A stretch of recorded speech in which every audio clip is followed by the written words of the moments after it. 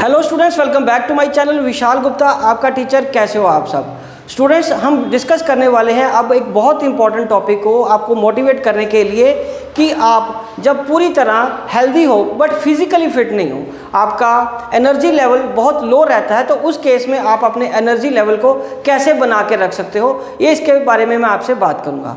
Energy level आपके लिए बहुत ज़रूरी है, क्योंकि जब तक आप में इंथुजियाज्म नहीं होगा, एनर्जी लेवल नहीं होगा, आप फिजिकली फिट हो उसके बावजूद भी काम नहीं कर पा रहे हो या बहुत हेल्दी हो, तो आपके लिए फिर बड़ा मुश्किल हो जाता है आउटपुट को जनरेट करना, परफॉर्मेंस को देना और अपने आप को पूरी तरह जो भी वर्कलोड आपके पास है उसको पूरा करना।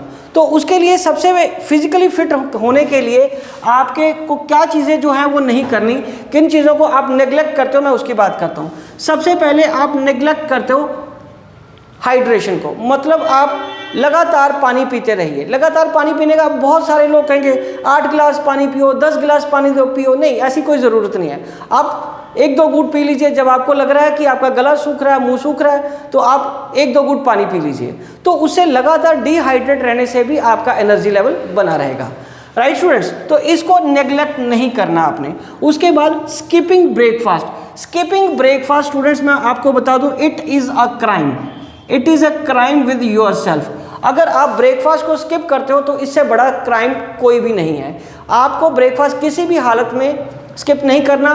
वो आपको मॉर्निंग ब्रेकफास्ट एक ऐसी चीज़ है जो आपको फिजिकली फिट रखेगा। फिजिकली फिट रखने के साथ साथ आप एनर्जेटिक भी रहोगे, और आपका जो मॉर्निंग का ब्रेकफास्ट है आपको एक इतनी ऊर्जा देगा कि आप कोई भी काम आपका वो पेंडिंग नहीं रहेगा, आप एनर्जेटिक रह के अपने उस काम को पूरा करते रहोगे। नेक्स्ट, ओवरलोडिंग ऑन कॉफ़ी या टी। कैफीन की तरफ आपका ध्यान बहुत है। अगर आपको लगता है कि आप कैफीन के आदी हो चुके हो, चाहे कॉफ़ी के फॉर्म में या चाय के फॉर्म में, तो ये एक बहुत ही बुरी आदत हो सकती है। आप अपनी कॉफ़ी या टी की इनटेक को लिमिट में रखिए। कितनी बार पीनी है कॉफ़ी या कितनी बार टी को कंज्यूम करना है, ताकि आपका कैफीन का लेवल ना ज़्यादा बढ़ जाए और आप उस पर डिपेंडेंट होना, उसके आदी होना ना शुरू हो जाओ।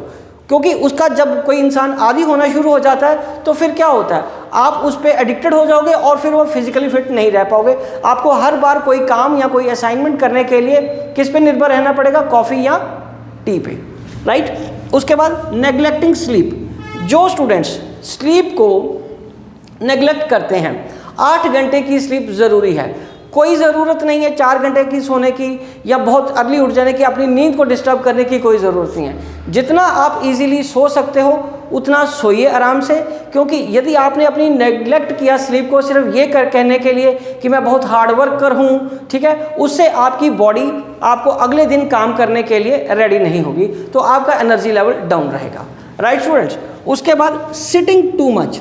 सिटिंग टू मच का मतलब है कि आप लगातार एक जगह ना बैठे रहिए, थोड़ा मूव करिए। अगर आप लैपटॉप पे पढ़ रहे हो, टैब पे पढ़ रहे हो, अपने डेस्क पे बैठ के पढ़ रहे हो, बेड पे बैठ के पढ़ रहे हो, क्लासरूम में पढ़ रहे हो, तो ठीक है, आपको एक एनर्जी लेवल तो चाहिए, आपको बैठना चाहिए, सिटिंग भी करनी बहुत ज़रूरी है, बट एक लिमिट तक। जब आपको लगे कि हाँ अब आपको 5-7 मिनट उठ के मूव कर लेना चाहिए, उठिए, किताब पकड़िए और किताब को पकड़ के मूव कर लीजिए। थोड़ा सा चलते चलते पढ़ लीजिए, थोड़ी देर विंडो की तरफ आ जाइए, 1-2 बार वॉशरूम जाना है तो वहाँ चले जाइए, अपने आप को फ्रेश कीजिए, आंखें धो लीजिए, बट लगातार एक जगह पे बैठे मत रहिए, जो आपके लॉन्ग टर्म एनर्जी को खराब करेगा। Right students?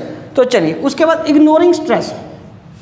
ये एक साइलेंट किलर है, ये आपको पता है।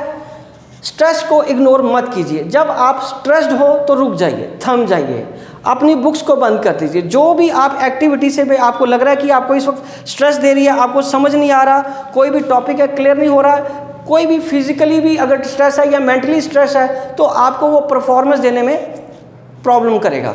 तो इसलिए जब भी आपको स्ट्रेस लगती है रोक लीजिए अपने आप को। बहुत बड़ी बात हो जाती है जब मैं बोलूं कि मेडिटेशन कर लीजिए। मेडिटेशन करना एक यंग बच्चे के लिए या यंग स्टूडेंट के लिए शायद उतना इजी ना हो। योगा करने से भी कई बार हमें वो नहीं लगता कि हम उस पर कंसंट्रेट होकर अपने माइंड को रिलैक्स कर पाएँ।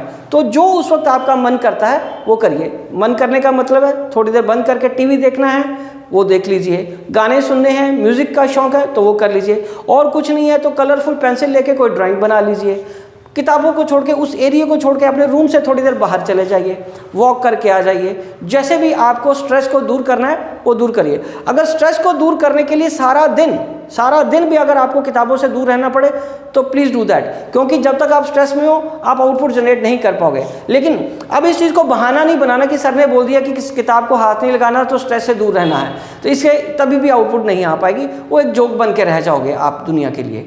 तो इसलिए मेरी इन बातों को ज़रूर ध्यान रखिए कि आप अगर हेल्दी हो बट फिजिकली फिट नहीं हो तो आपको इन चीज़ों को अवॉइड करना है। सबसे पहले आपको नेग्लेक्टिंग हाइड्रेशन, अगर आप अपनी हाइड्रेशन को बरकरार नहीं रखते तो ये एक गलत साइन है। तो आपको नेग्लेक्ट नहीं करना, आपने ब्रेकफास्ट को स्किप नहीं करना किसी भी हालत में। आपको टी या कॉफ़ी को इतना अपनी लाइफ में इतना वोलेटाइल नहीं बना देना कि आप उसके बिना जी नहीं पा रहे हो, तो वो एक गंदी आदत है। उसके बाद अगर आप अपनी स्लीप को भी इग्नोर कर रहे हो तो ये एक बुरी आदत है। सिटिंग ऑन टू मच, एक जगह बैठे रहना भी एक बहुत बुरी आदत है, उसको आप चेंज करिए। और स्ट्रेस को किसी भी हालत में अपने ऊपर हावी ना होने दीजिए। ये हम ह्यूमन बींग्स हैं, हम हर बात से डिस्टर्ब होते हैं, हम किसी ने कोई बात कह दी उससे डिस्टर्ब हो जाते हैं। स्ट्रेस स्वाभाविक है, स्ट्रेस फिजिकली भी होता है, स्ट्रेस मेंटली भी होता है, लेकिन जितना स्ट्रेस हम लेंगे उतना हमारे लिए हमारी मेंटल हेल्थ और फिजिकल हेल्थ दोनों के लिए ख़राब होगा।